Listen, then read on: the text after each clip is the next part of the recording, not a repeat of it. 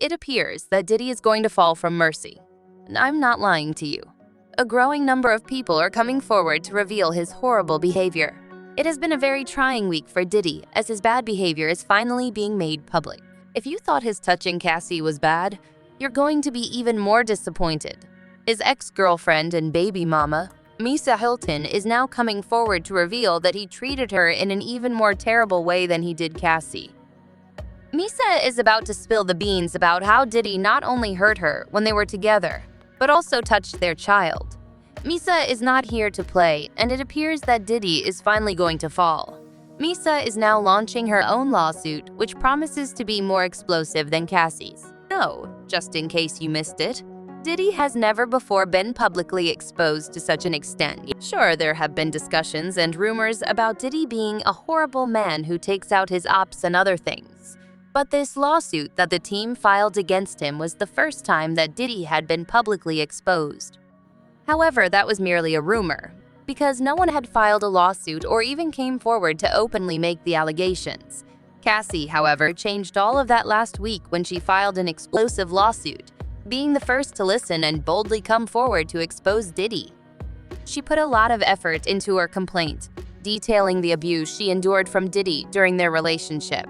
Revealed some extremely graphic details, such as the part in which she claimed that he had savaged Miss Ventura in her own home when she had attempted to leave him. Miss Ventura had been repeatedly punched, kicked, stumped, and beaten, resulting in bruises, broken lips, black eyes, and bleeding. Miss Ventura was forced to engage in intimate acts with A3USIng's EDs while getting off on it, and he demanded that she carry his firearm in her purse in order to make her feel uncomfortable and demonstrate how dangerous he is, and exposed Miss Ventura to a life of binge drinking and drug usage, which forces her to obtain illegal prescription drugs to feed his addictions. But that's not all. She continued to disclose that he also frequently touched her, recounting numerous instances such as the time they were returning from a Jay-Z concert. Celebration Miss Vendor was frequently beaten by Mr. Combs in an Escalade, and he even kicked and struck her to get her out of the car on Fifth Avenue. She eventually managed to catch a cab in New York City to enter her residence. There was also a period in Manhattan when Diddy was upset because Cassie had spoken to the music manager in a club without getting his permission. It was simply a light talk, but Diddy became so enraged that when they left the club, Mr. Collins hit when the car reached Mr. Coles' house. Miss Ventura shoved her into a corner and stomped on her face. Miss Ventura tried to flee, but following her, Mr. Combs kicked her in the face once more. Miss Ventura was taken to Mr. Coles' house, where she started to puke up. After the encounter. She disclosed that he frequently caused her to have scratches and bruises all over her body, but he didn't really express regret for his actions, and he would typically prevent her from leaving the house once he touched her and arranged for her to stay at an upscale hotel where no one would be able to see her, not even the hotel staff. This explains how he was able to continue for years without anyone realizing what he was doing to her. Discover what he was doing to her. But things get much worse because of the beatings and frequent medications he made her take, which had a negative impact on her health. She disclosed in the lawsuit that she began to experience memory loss and needed an MRE. But Diddy was terrified the results would show that something he had done to her had caused the memory loss. So he asked the hospital to email him the results of her test, which should have aroused some red signals. Additionally, Cassie disclosed that he had coerced her into sleeping with male escorts because he found it amusing. He would have her visit escort websites, find black males who had BBCs, and then make her participate in what he referred to as freak-offs, that despite her dislike for them, were so intense and continued for days. According to the laws, Cassie didn't want to participate in the FOs, but Diddy would give her so many medications that her resistance essentially disappeared. Mr. Combs consistently provided Miss Ventura with large quantities of medicines, was given copious doses of ecstasy, cocaine, ketamine, marijuana, and alcohol before and during his Ventura, which helped her to disconnect throughout these awful meetings. It became normal to receive IV fluids in the days that followed. In addition to the alarming things that were revealed in the lawsuit, which of course did, his lawyers vigorously rejected the charges, saying that the client was unable to heal from the excessive chemicals that had been forced upon her. Harsh and hurtful accusations. Miss Vector threatened to write a negative book about the relationship, so she demanded $30 million. Miss Ventura withdrew her initial threat, which was categorically rejected as blatant blackmail. Instead, she filed a lawsuit full of falsehoods and deception in an attempt to damage Mr. Calm's reputation and get money. But he ultimately decided to settle in only one day, and that alone gave him the impression that he had Cassie sign a rigid NDA prohibiting her from discussing the matter further. However, we didn't sign one so we could discuss the matter as much as we wanted. And it turned out that his ex-girlfriend and other side characters didn't sign one either. At this point, Misa Hylton is now coming forward, saying that Diddy treated her the same way he treated Cassie. To be honest, I'm not even all that shocked that Diddy handled other women in the same way as Cassie. Cruel could only imply that he had repeated the action numerous times. His ancillary work, Gina Hugh, went on to disclose a few years ago that he used to touch her in the past. His bodyguard Jean has also mentioned how he used to touch Tim Porter so forcefully that she eventually began retaliating and protecting herself.